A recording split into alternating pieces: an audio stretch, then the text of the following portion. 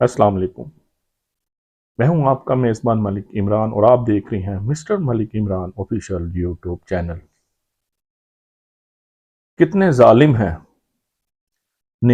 زیداں کے نگہباں محسن، کتنے ظالم ہیں زیداں کے نگہباں محسن، آنکھ لگتی ہے تو زنجیر ہلا دیتے ہیں۔ یہ شعر محسن نقوی صاحب کا ہے،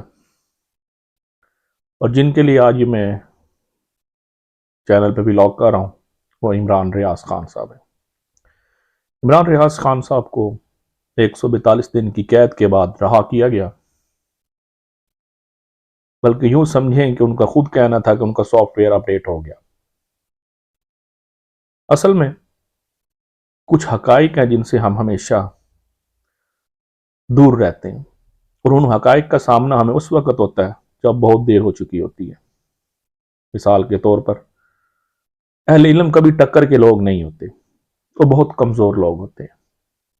ان کی طاقت ان کا علم ہوتا ہے، اور ان کو اس لیول کے لوگ ملیں تو وہ اپنی طاقت کا اظہار بخوبی کر سکتے ہیں، کام کر کر اس فیلڈ میں اپنا نام بنا کر۔ جب آپ یہ لوگ کہتے ہیں نا کہ ہمیں ٹکر کے لوگ ملے ہیں، اہل علم کے ساتھ بندوق کا شخص کوئی بھی ہو تو وہ ٹکر کا نہیں ہوتا۔ شاید ہمارے اس معاشرے کی یہ سب سے بڑی غلطی ہے کہ ہم ٹکر کے لوگ یا اہل علم کو ان لوگوں کے ساتھ کھڑا کر دیتے ہیں جن کے پاس بندوق بھی ہوتی ہے، طاقت بھی ہوتی ہے، قانون بھی ہوتا ہے، حکمرانی بھی ہوتی ہے۔ میرا صرف عمران ریاض صاحب کے لیے اتنا ہی کہنا تھا، اگر آپ نے ٹکر کے لوگ دیکھے ہوتے تو آپ ضیاء کے ادوار میں مینار پاکستان کے باہر لوگوں کو ہنٹر کھاتے دیکھتے۔ قانون سو رہا تھا، دن دہاڑے لگائے جاتے تھے، اخبار بھرے جاتے تھے۔ آپ نے ٹکر کے لوگ دیکھے ہوتے تو ان دہشت گردوں کے حلیوں کو پہچانتے جن کی وجہ سے وہ دہشت گرد بنے۔ آپ نے ٹکر کے لوگ دیکھے ہوتے ان تنظیموں کو پہچانتے جن تنظیموں کی وجہ سے معاشرے میں عدم استحکام آیا، اور وہ تنظیمیں کسی دور میں انہی ٹکر کے لوگوں کے ساتھ اٹھ بیٹھ کھانا پینا سب کچھ کرتی تھی۔ اہل علم کبھی بھی ٹکر کے لوگ نہیں ہوتے۔ ہمارے معاشرے کی سب سے بڑی غلطی یہی ہے۔ عمران ریاض کا انٹرویو سننے کے بعد میرا دل کیا کہ ایک ولاگ بنایا جائے اس بارے میں۔ اکثر تو میں شارٹ بنا رہا تھا آج کل۔ ہماری جنریشن کو سب سے بڑا المیہ یہ ہے کہ جو چیز انہوں نے دیکھی ہے وہ پچھلوں نے نہیں دیکھی۔ در حقیقت 75 سال میں ہر بچہ 18 سال کا ہو کے گزرا ہوگا، کتنے ادوار دیکھ کے گزرا ہوگا، ان ادوار کی تکلیفیں دیکھ کے گزرا ہوگا، ان ادوار سے دل برداشتہ ہو کر ملک سے ہجرت کر گیا ہوگا، ان ادوار کو دیکھتے ہوئے، اپنے گھریلو مسائل کو دیکھتے ہوئے زمین بوز ہو گیا ہوگا، یا پھر کمزور، خاموش، ورنہ تماشائی کسی جگہ مجسم ہو گیا ہوگا۔ عمران ریاض صاحب کے انٹرویو میں جب انہوں نے اپنی قید کا ذکر کیا جو کہ 142 دن کی تھی، ان میں انہوں نے کہا گیا جی مجھے ایسا لگتا تھا کہ ایک دن ایک سال کے برابر ہے، یعنی 24 گھنٹے بھی کیا ہوتے ہیں۔ مجھے ادھر جا کے پتا چلا کہ ایک 24 گھنٹوں کے معنی کیا ہے۔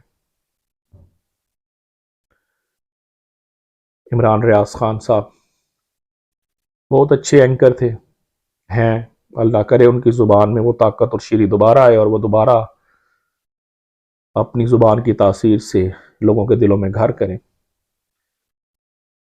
لیکن خدایا ان جیسے جتنے اینکر بھی ہیں ان کو یہ چاہیے کہ یہ جو الفاظ لے کے جاتے ہیں نا، اہل ہوتے ہیں جو معاشرے میں کام تو کرتے ہیں، معاشرے کے مفادات کے لیے کام کرتے ہیں، اہل علم کا مقابلہ اہل علم کے لوگوں سے ان کی صلاحیتوں کے بروکار لانے کے بعد ہوتا ہے. مثال کے طور پہ اگر کوئی ڈینٹسٹ ہے، ڈینٹسٹ بہت اعلیٰ درجے، کوئی ڈاکٹر ہے، ڈاکٹر بڑے اعلیٰ درجے کے، کوئی فزیشینز ہیں، اس طرح کوئی ٹیک سے فیلڈ سے لوگ ہیں، ٹیکنالوجی ہے، یہ اہل علم لوگوں کی اس میں بہت آگے تک لوگ جاتے ہیں. اہل علم کا کبھی بھی سامنا ہتھیار کے ساتھ نہیں ہو سکتا. ہتھیار کے ساتھ وہی لوگوں کا سامنا ہوتا ہے جو ہتھیار اٹھانا جانتے ہیں اور چلانا جانتے ہیں. جس معاشرے میں ہم رہتے ہیں ادھر اس چیز پہ سخت پابندی عائد ہے. اس کی سب سے بڑی وجہ انسان کا ہتھیار اٹھانا اپنی خوف کی علامت ہوتا ہے کہ وہ اپنے خوف نکالنے، دور کرنے کے لیے ہتھیار کا استعمال کرتا ہے. یہاں پر ہتھیار کا استعمال اس لیے نہیں کیا جاتا کہ اس سے خوف کو دور کیا جائے، بلکہ اس لیے کیا جاتا ہے کہ اس کو خوف ہے، اس لیے اس نے ہتھیار اٹھایا ہوا. پاکستان میں بہت سارے صحافی ہیں جنہوں نے ملک چھوڑ دیا. ایسے صحافی بھی ہیں جن کا جنازہ دنیا نے دیکھا. صحافت کے پیشے میں ٹکراؤ نہیں ہے، اس ادارے کے ساتھ خصوصاً نہیں ہے جس ادارے کے ساتھ آپ ٹکراؤ کی فضا پیدا کرنا چاہتے ہیں، کیونکہ ادارہ اتنا طاقتور ہے کہ وہ آپ کی ہر چیز چلاتا ہے. آپ کا قانون چلاتا ہے، آپ کا ملکی نظام چلاتا ہے، آپ کا انٹرنیشنل افیئرس چلاتا ہے، آپ کے سیاستدان چلاتا ہے، آپ کی اکانومی کو چاہے وہ زیرو ہے چاہے ہیرو ہے وہی بناتا ہے. اس کو جب جہاں چاہیے ہوتی ہے وہ وہاں اس حساب سے اس اکانومی کو لے کے جاتا ہے. اس ادارے میں یس سر کا مطلب تو ہے، نو سر کا مطلب نہیں ہے. اس ادارے میں اگر ایک ورڈ یہ یوز ہو جائے نو وے، تو پھر یہ نو وے جب تک وہ ملک اور ادارہ اور ریاست رہے گا نو وے ہی رہے گا، یس نہیں ہوگا. یہ ادارے کے کچھ پس منظر ہیں. عمران ریاض خان جن کو انٹرویو دیا وہ بھی پائے درجے کے ایک اعلیٰ وکیل ہیں،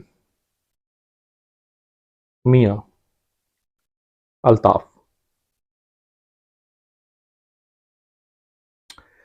لیکن اگر دیکھا جائے تو وہی ان کے بچاؤ کا ایک وسیلہ بھی ہیں. ضروری نہیں ہوتا کہ ادارے کے اندر کے لوگ ہی آ کے آپ کو بچائیں. کئی دفعہ اداروں کے پاس ایسے لوگ ہوتے ہیں جو بیرون ملک میں بھی ان کی جنگیں لڑتے ہیں. ان میں سے شاید یہ ایک وکیل ہیں جن کی ادارے نے بات مان لی ہو، کیس لڑ لی ہو، چھوڑ دیا ہو. انٹرنلی ان کی کسی نے مدد نہیں کی اور نہ ہی کوئی کر سکتا تھا.